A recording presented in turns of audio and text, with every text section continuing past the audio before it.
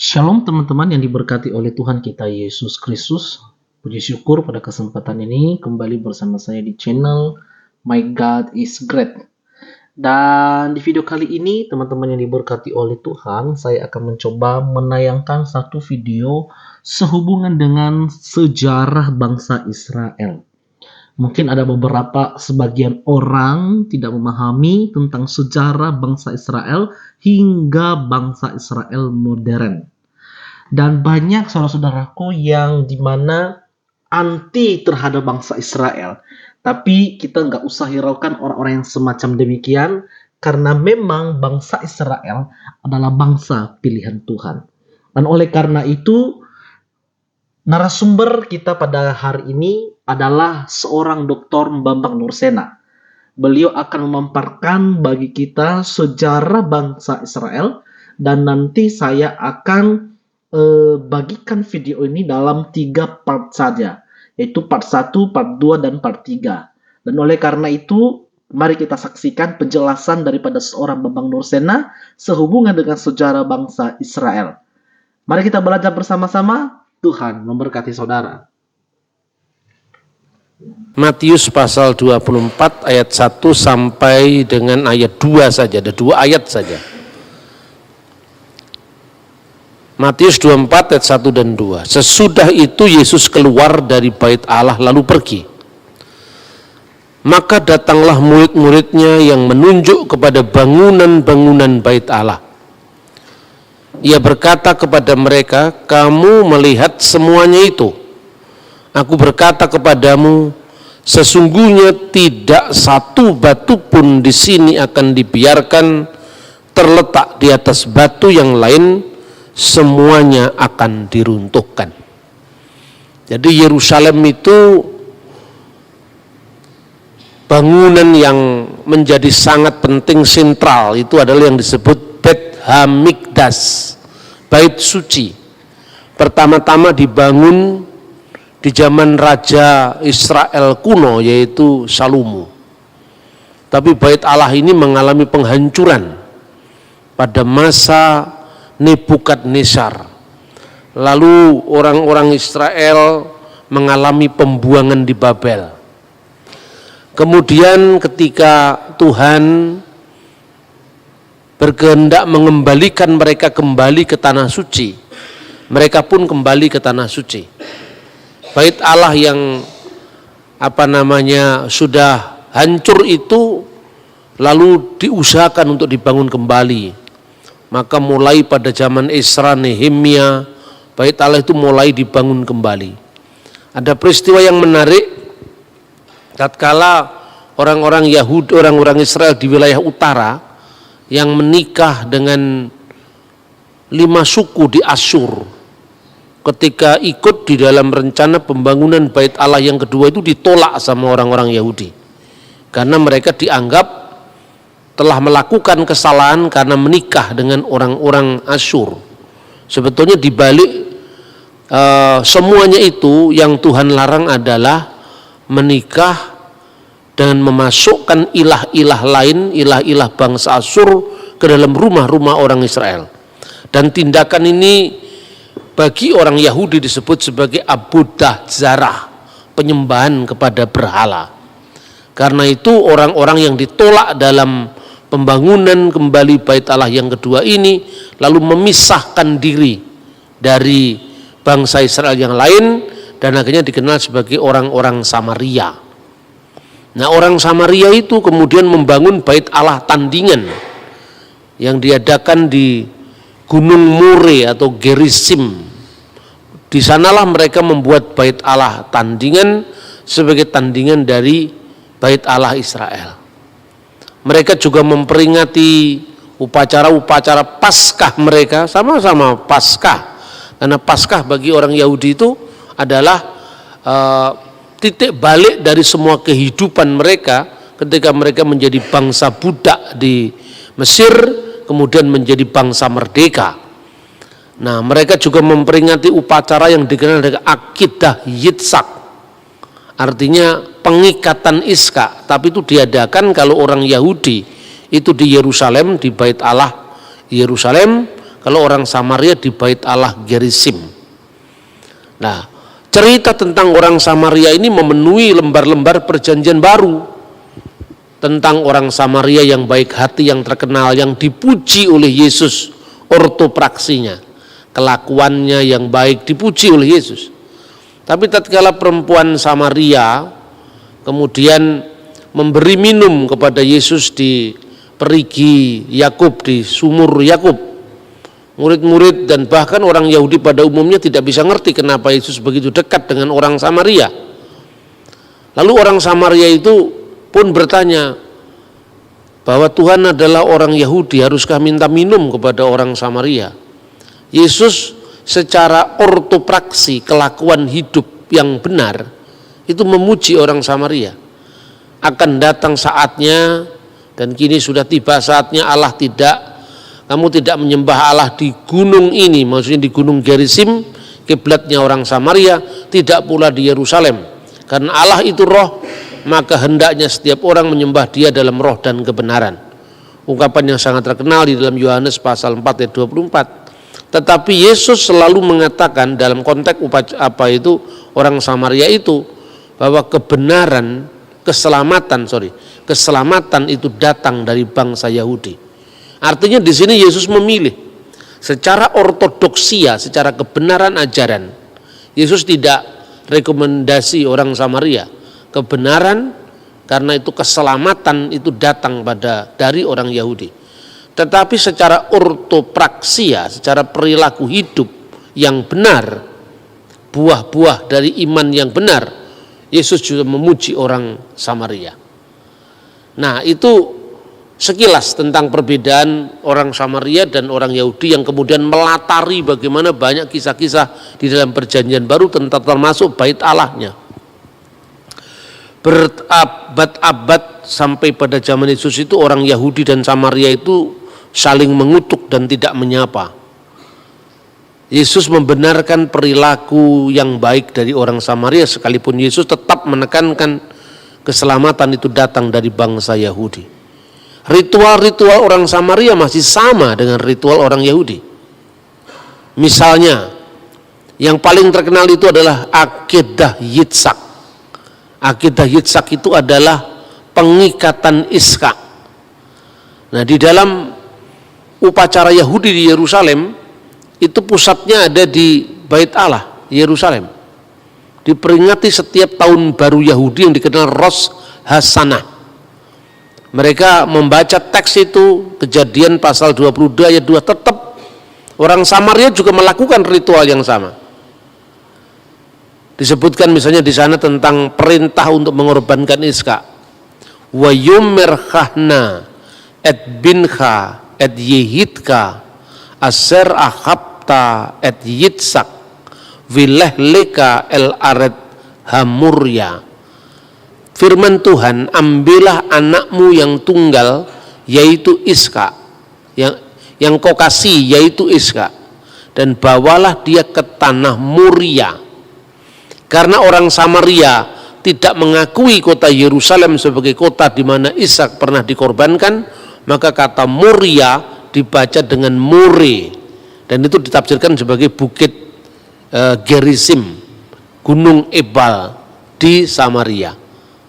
Nah, ini contoh, kalaupun di situ ada orang yang menuduh bahwa Samaria memiliki Taurat yang berbeda, ya betul, tetapi secara seluruhnya sama. Kecenderungan untuk mengubah Moria menjadi More itu karena orang Samaria justru konflik sama orang Yerusalem atau orang Yahudi di Yerusalem.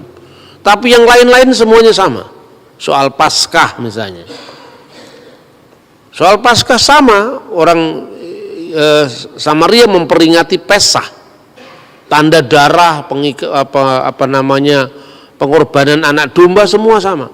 Ketika orang Yahudi di Israel dan Tuhan memberikan 10 bala kepada bangsa Mesir, di setiap rumah yang pintunya ada tanda darah anak domba, maka kemudian firman Tuhan katakan, ketika aku melihat tanda darah itu, maka aku akan melewati mereka. Wiraiti hadam, ketika aku melihat dam, darah, hadam darah itu, ufesah, maka aku akan lewat, ufesahti, maka aku akan lewat alaihim, atas mereka. Dari kata pesah kemudian menjadi kata paskah, Passover, itu pun ritualnya sama. Orang Yahudi menggunakan simbol yaitu potongan daging anak domba, sejenis salad.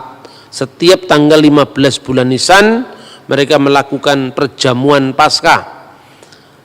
Lalu ketika roti dipecah-pecahkan, kemudian anggur sengsara dituangkan, itu urutan-urutannya ternyata persis sama dengan urutan-urutan perjamuan akhir Yesus. Jadi kekristenan itu sama sekali bukan menciptakan sesuatu yang baru, tradisi baru, tetapi benar-benar merupakan penggenapan dari perjanjian lama. Waktu mengangkat roti, orang Yahudi memecah-mecahkan roti itu, dan kepala keluarga dari keluarga Yahudi yang mengadakan Paskah itu, dan semuanya laki-laki. Makanya tidak mungkin ada perempuan yang duduk di kursi di meja perjamuan. Maka yang namanya Da Vinci Code dan sebagainya nggak usah dilihat, itu orang yang ngawur itu kan. Bagaimana seorang perempuan bisa duduk di meja perjamuan Pesah? Lalu pada saat itu kepala keluarga itu mengungkapkan kata-kata, inilah roti sengsara yang dimakan nenek moyang kita di Mesir. Itu bahasanya Aram, bukan bahasa Ibrani. Jadi dalam liturgi Yahudi itu sudah ada unsur Aramaik, unsur Ibrani. Ketika membaca kitab suci mesti bahasa Ibrani. Tapi beberapa ritual Yahudi itu bahasanya Aram. Misalnya halahama anniya diakalu afahtana bi'ar'a Misrayim. Inilah roti sengsara yang dimakan nenek moyang kita di tanah Mesir. Itu bahasanya Aram. Ketika mereka mengakhiri setiap ibadah mereka, mereka mengucapkan Ose Shalom, itu Ibrani. Ose Shalom bimromau huya ase Shalom alainu wekal Yisrael wimru imru amin. Itu Ibrani. Doa-doa mereka, doa berkat roti dan anggur, semua juga doa Ibrani. Baruch atah Adonai Elohenu melek ha'ulam, ya, purei pihagaven, yang telah memberkati buah anggur, dan seterusnya. Doa Yahudi juga mengenal doa bahasa Aram, misalnya ketika mengucapkan doa Kadis. Doa Kadis itu pakai bahasa Aram. Tetapi nama rumah ibadah selain yang di Yerusalem, Bet Hamikdas, yaitu bahasa Ibranianya rumah suci, Bet Hamikdas, Bait Allah, itu banyak muncul di kitab Yehezkiel. Tetapi mereka menyebut rumah-rumah ibadat mereka yang di luar kota suci Yerusalem, yang menghadap semua ke Yerusalem, namanya adalah sinagogi. Dan sinagogi itu bahasa Yunani. Maka tidak perlu dipersoalkan sekarang kenapa Injil Perjanjian Baru ditulis bahasa Yunani, kita bingung. Terus kita ini orang Kristen kecenderungannya memuja agama Yahudi, bukan Israelnya, agama Yahudi. Makanya kita suka kalau ibadah pakai shofar, ya kita semua pakai sampai selendang-selendang Yahudi dipakai, tapi yang ditiup cuman shofarnya, semanya yang pakai bahasa Ibrani dia nggak tahu. Makanya jadi aneh, gereja Pentakosta Karismatik pakai shofar, tidak ada satu kata Ibrani pun terucap, tapi yang ditiup cuman shofarnya, itu kan. Artinya kalau memang mau belajar ya benar-benar harus mendalam. Nah, pada saat mereka sudah berkat piala anggur itu dibagi-bagi, inilah roti sengsara yang dimakan nenek moyang kita di Mesir. Yesus tidak mengucapkan itu pada waktu perjamuan akhir, kan? Yesus mengucapkan inilah tubuhku yang dipecah-pecahkan. Waktu orang Yahudi mengucapkan inilah anggur sengsara yang diminum nenek moyang kita di Mesir, Yesus mengatakan inilah darahku, darah perjanjian baru yang ditumpahkan, dan seterusnya. Tapi urutannya sama. urutannya memecah-mecahkan roti memberkati, kemudian menuang piala anggur memberkati, dan akhir dari ibadah Paskah itu adalah membaca Mazmur yang di dalam Alkitab dikatakan, maka setelah menyanyikan nyanyian pujian, Yesus meninggalkan rumah perjamuan akhir itu dan kemudian dia ke Taman Getsemani. Yang disebut menyanyikan nyanyian pujian itu bermazmur dengan mazmur haleluya. Mazmur yang diawali dengan halelu dalam bahasa Ibrani. Terpujilah halelu. Ya, terpujilah Tuhan, haleluya. Terpujilah Adonai atau Tuhan. Baru dibaca itu. Cara membacanya bagaimana? Ya kayak orang Yahudi selalu mengajikan teks-teks Taurat, teks-teks Jabur atau Mazmur. Dia mengucapkan misalnya samakti bi umerim libet Adonai nilak, ya. Jadi Mizmor le David, Mazmur dari Daud. Terus kemudian tata cara ini diambil alih oleh orang-orang Kristen kuno, baik itu orang Ortodok maupun Ritus Timur, di Syria, di Mesir, di mana min Mazamir dari kitab Mazmur. Ibraninya Mizmor le David, Mazmur dari Daud. Sama orang Kristen diteruskan, kalau dia Yunani bahasanya Yunani, kalau Arab bahasanya Arab, kalau Aramaik bahasanya Aramaik. Mizmor le David menjadi min Mazamir le David dari Daud. Liyabina Dawudin Nabi wa Malikut Tohir barokatuhu alaina amin. Haleluya.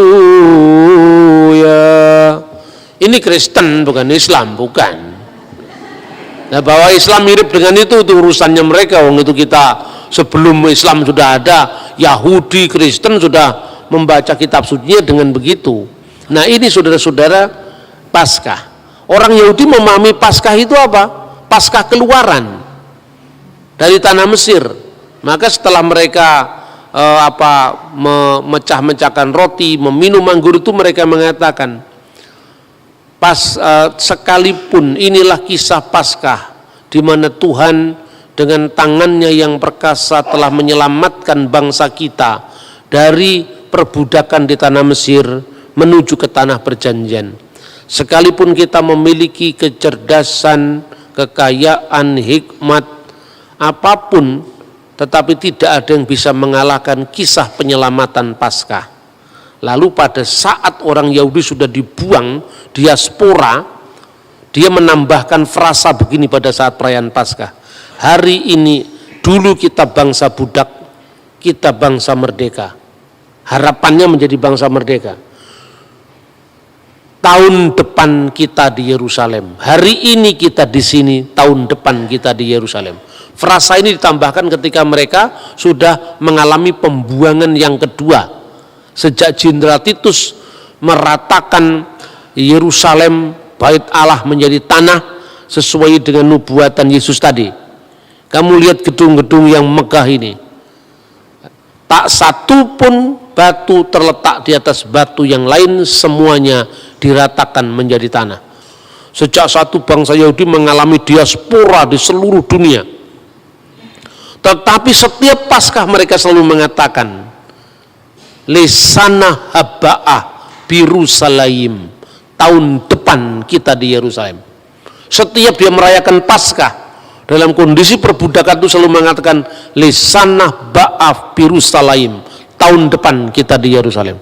Ungkapan itu terus menerus bergema selama 2000 tahun. Maka ini unik ya, bangsa yang sangat unik. Sudah terpencar-pencar di seluruh dunia selama 2000 tahun. Sejak kapan? Sejak runtuhnya bait Allah. Pada masa Jenderal Titus, kalau menurut penanggalan kita sekarang 5 Agustus tahun 70 Masehi, atau bertepatan dengan tanggal Tisa Be'ab, tanggal 9 bulan Ibrani Ab, tahunnya 823 setelah berdirinya kota Roma, kalau menurut kalender Julian. Itu bertepatan dengan 5 Agustus tahun 70 Masehi, kira-kira jam 3 petang. Bait Allah itu dilalap oleh api memasuki ruang Maha Kudus. Dan waktu itu menurut dokumen Yahudi yang bernama Megillot Ta'anit, Gulungan Puasa, itu dokumen ditulis tahun 160 Masehi. Sejak saat itu orang Yahudi harus puasa perkabungan di Bait Allah, dan sampai sekarang mereka menangisi itu di bekas sisa tembok satu-satunya yang dikenal oleh orang non-Yahudi dengan tembok ratapan. Istilah tembok ratapan itu sebetulnya ejekan orang non-Yahudi. Lebih populer disebut dalam bahasa Arab Haitun al-Mubaka, tembok ratapan. Orang Yahudi sendiri suka menyebut dengan tembok barat, Hakotel Hama'arafi, tembok barat. Mereka tersinggung kalau disebut tembok ratapan, karena orang-orang non-Yahudi yang lihat orang Yahudi menangis-nangis di tembok itu, maka disebut Haitun al-Mubaka, tembok ratapan. Maka melalui deskripsi singkat ini menunjukkan bahwa betapa pentingnya Yerusalem bagi orang Israel selama 2000 tahun, sejak tahun 70 sampai nanti dia memproklamirkan kemerdekaannya, itu kemerdekaan Israel tahun 1948, bayangkan. Jadi lebih kurang kira-kira 1910-an tahun, kira-kira hampir kira-kira dari tahun 70 Masehi sampai tahap 1948. 1900 tahun lebih mereka terpencar-pencar di seluruh dunia, dan mereka kembali ke tanah air mereka semula, yaitu Israel. Itu catatan Alkitab, itu nubuatan Alkitab, ya kan? Karena itu unik bagaimana hukum internasional tidak kalang kabut dalam menentukan status Israel, sementara negeri itu sudah mengalami pendudukan demi pendudukan dari kekuasaan bangsa asing. Maka karena pentingnya pentingnya kota suci Yerusalem, secara khusus kota suci Yerusalem yang disebut Ir HaKodesh, kota suci Yerusalem, tetapi juga Eret HaKodesh, tanah suci Israel, atau Eret Yisrael, tanah Israel, itu begitu penting bagi orang Yahudi. Nah, lalu secara kronologi dari zaman ke zaman kita melihat bagaimana sekarang ini kota suci Yerusalem secara khusus dan tanah Israel pada umumnya itu menjadi perebutan antara Israel dan Palestina. Nah, ada yang membawa dalil agama, ada yang tidak membawa dalil agama, dan itu menarik. Karena apa? Ya, banyak orang Kristen bingung kemudian menyikapi itu. Katanya itu Israel menjajah Palestina, Pak. Nah, orang lain lagi mengatakan, oh tidak, itu memang haknya Israel. Tapi yang satu ekstrim mengatakan pokoknya peta Israel harus tidak boleh ada di muka bumi. Itu tuntutannya Hamas, tuntutannya kelompok-kelompok Islam garis keras. Begitu di dalam forum-forum kajian bersama-sama, Kristennya ikut-ikut ngomong, kita harus memperjuangkan hak Palestina. Iya betul, hak rakyat Palestina. Tetapi dalam konteks ini tidak usah harus kemudian menyangkal deskripsi Alkitab tentang Israel, kan gitu kan? Nah, satu pihak ketika kita membela Israel, juga kita tidak boleh tutup mata terhadap penderitaan rakyat Palestina yang menjadi korban konflik itu. Karena banyak orang Palestina itu bukan hanya orang Muslim, orang Kristen juga ada di antara mereka. Bahkan orang Muslim pun ada yang menjadi warga negara Israel. Jadi warga negara Israel itu ya ada orang Yahudi mayoritas, Kristen urutan ketiga, Muslim urutan kedua. Jadi justru orang Kristen itu minim sekali di negara Israel. Jadi ini fakta-fakta yang kadang-kadang tidak dilihat oleh orang Indonesia. Bahkan begitu bebasnya orang Muslim di Israel, mereka ini sudah mulai menerjemahkan Al-Quran dalam bahasa Ibrani. Maka muncul Quran bahasa Ibrani sekarang itu sejak tahun 1970-an udah terbit itu. Judulnya itu Ha-Quran Hamifwar, Quran yang mulia. Kalau Bismillahirrahmanirrahim diterjemahkan Beshem Elohim Haraham Harahman Viharahum. Beshem Elohim Harahman Viharahum, itu Bismillahirrahmanirrahim. Alhamdulillahirabbil alamin hodu ladunai Elohenu melekha ulamim. Itu Al-Fatihah itu. Jadi tidak setiap Anda ngomong Elohim langsung automatically itu Kristen, apalagi kita sudah pakai nama misalnya GBI Elohim, belum tentu. Karena di sana Elohim dipakai orang Islam. Begitu juga kata Allah belum tentu itu Islam. Karena di Timur Tengah bahkan sebelum zaman Islam istilah-istilah Arab itu sudah dipakai oleh orang Kristen. Terbukti apa? Prasasti-prasasti atau batu-batu bertulis yang berbahasa Arab itu ditemukan sebelum zaman Muhammad lahir dan kebanyakan ditemukan di gereja Kristen gitu. Jadi kita ini kan kadang-kadang Islamnya lebih Arab ketimbang orang Arab, Kristennya lebih koboi dari orang Barat. Akibatnya Kristen dibatasi dengan bahasa Ibrani. Lalu kalau kita tidak ngomong Yeshua HaMashiach seolah-olah tidak sah, ya toh? Orang Yahudi tidak pernah ngomong Yahweh, kita Yahweh. Itu dari mana itu? Kan itu kan? Lebih parah lagi ketika Anda baca perjanjian baru tidak sepotong pun itu kata Yahweh muncul di sana. Jadi tren sekarang. Nah, saudara-saudara, kita akan batasi pembahasan kita merunut bagaimana sejarah Israel, ya. Ketika kemudian mereka terpencar-pencar di seluruh dunia itu, mereka itu ada yang ada di barat, ya, di Eropa barat, ada di Eropa timur, ada yang di benua timur seperti Yaman, Mesir, India. Itu banyak orang Yahudi. Makanya kalau Anda membaca sejarah Islam, kota Yastrib, kota Madinah sebelum dijadikan kotanya Islam yang disebut Madinatun Nabi, itu ada 3 suku Yahudi yang di sana. Kemungkinan mereka juga datang setelah tahun 70 terusir dari Yerusalem. Begitu juga di Yaman, begitu juga di Mesir, begitu juga di India.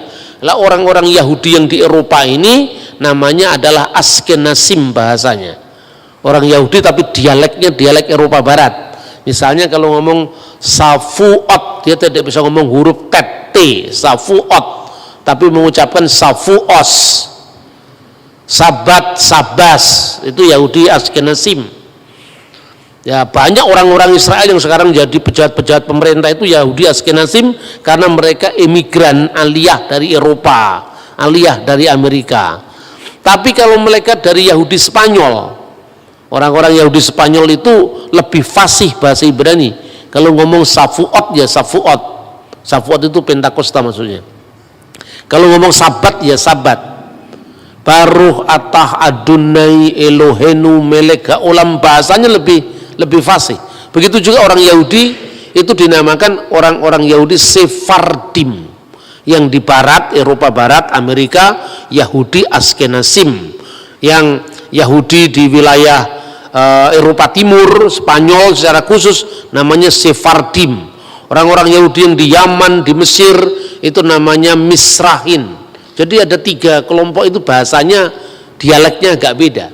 Dan bahasa Ibrani sekarang cukup bisa dibedakan dengan bahasa Ibrani klasik dalam Alkitab. Nah, tapi satu mujizat luar biasa yang kita lihat, Pak. Bahasa Ibrani itu menjadi bahasa mati selama 2000 tahun. Bayangkan, 2000 tahun itu cuma jadi bahasa-bahasa di tempat ibadah. Paling-paling kalau di anak orang Yahudi dia membaca Shema Yisrael Adonai Elohenu Adonai Echad. Itu kalau orang-orang Sephardim bahasanya begitu. Jadi mendayu-dayu kayak Islam, bukan kayak Islam kayak ini lebih tepat karena ini lebih tua daripada Islam. Adonai Elohenu Adonai Echad, sambil meniup shofar itu. Terus kemudian kan mirip dengan hayyalas shalah. Tapi kalau dia orang Yahudi dari Spanyol, orang Yahudi Spanyol yang mengucapkan, kalau orang Yahudi Askenazim mirip Protestan, mirip Katolik, karena pengaruh Barat Kristen itu kuat. Misalnya Shema Yisrael Adonai Eloheinu Adonai Echad. Itu kalau Yahudi yang di barat. Tapi baik yang Shema Israel maupun yang Shema Israel, jangan salah paham, dua-duanya nggak percaya Yesus. Itu yang penting. Jadi jangan ke Yahudi-Yahudian. Sudahlah warisi gereja yang apa adanya. Kita ini mewarisi multikulturalisme gereja. Ya karena Yesus itu memang Tuhan segala bangsa, bukan hanya miliknya satu suku bangsa tertentu. Maka kalau kita membaca Alkitab pun warisan bahasa yang multilingual itu kita warisi. Perjanjian lama itu bahasa Ibrani mayoritas, tapi ada beberapa pasal dari perjanjian lama bahasa Aram. Separuh dari kitab Daniel itu bahasanya Aram. Seluruh perjanjian baru bahasanya Yunani, tetapi stylenya Aramaik. Banyak kata-kata Aram yang muncul, misalnya Gabata, Evata, sebetulnya Etfata. Di ejaan Yunani jadi Evata, Tali Takum, Eli lama sabaktani. Itu kan bahasa Aram. Jadi stylenya itu bahasa Aram, tapi memang lingua franca saat itu bahasa Yunani. Nah, orang ini begitu fanatiknya mengatakan karena Yesus orang Israel, Yesus harus berbahasa Ibrani. Orang Israel tidak berbahasa Ibrani, bahasa Aram waktu itu. Bahasa Ibrani itu hanya bahasa untuk pengajian Torah, bahasa untuk membaca kitab Torah, bahasa untuk membaca kitab Tehillim atau Mazmur atau Nevim atau nabi-nabi. Tapi sehari-hari mereka, Yesus berdialog dengan Pilatus pakai bahasa Yunani. Yesus bicara dengan para muridnya, Petrus, Andreas, bahasa Aramaik. Yesus bicara di sinagoga, menerima kitab gulungan Nabi Yesaya, bahasa Ibrani.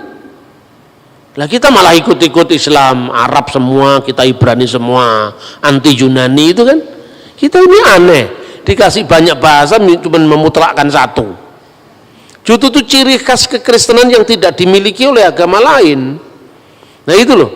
Maka sebetulnya kita ini berbahagia menjadi seorang Kristiani karena kita mewarisi Ibrani, kita mewarisi Aramaik, kita mewarisi lingua franca Yunani. Saya tanya, kalau seandainya semua perjanjian baru kamu andaikan ditulis dalam bahasa Ibrani, bagaimana Paulus menginjil ke Malta, ke Athena, ya toh? Daerah wilayah Yerusalem ke arah barat itu semua bahasa Yunani sebagai lingua franca.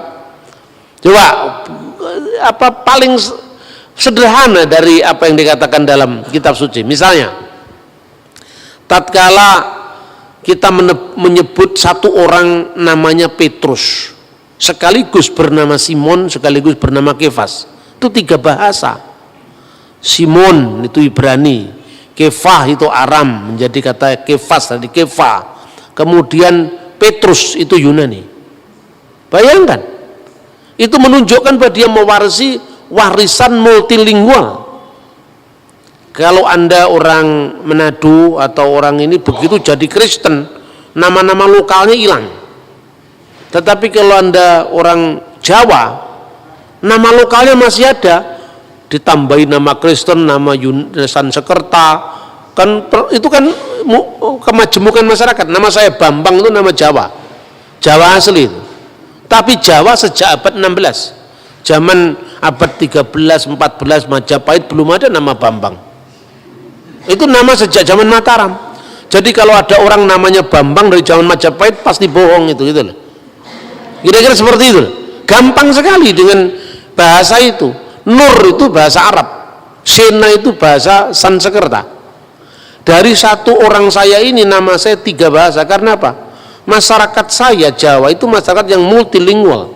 Tetapi ketika Islam masuk ke Aceh, bahasa lokalnya hilang semua. Abdul Ghafur, Abdul Aziz, Muhammad, Ahmad, Ramadan, namanya itu semua kan hilang namanya.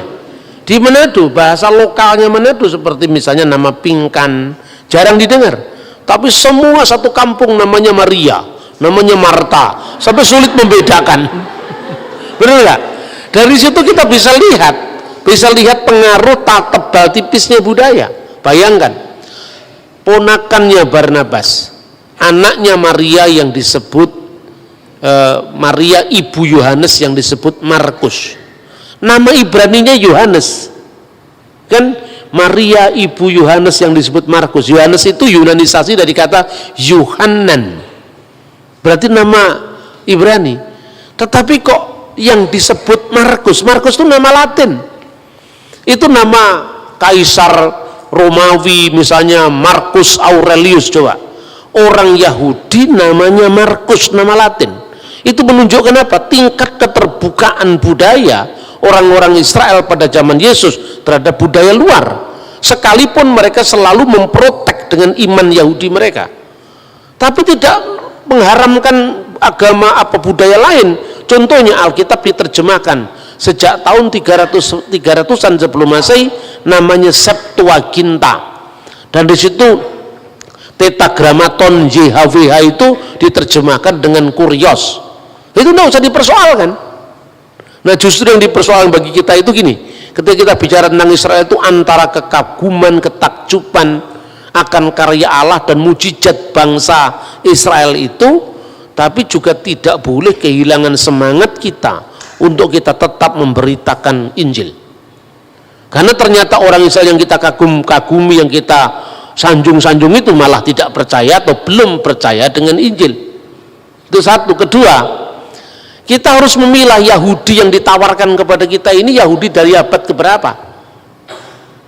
Maka kita harus lihat sejarahnya runut. Malah kita ini orang Kristen ikut-ikut jadi Yahudi. Terus sekarang ada sinagognya di Manado.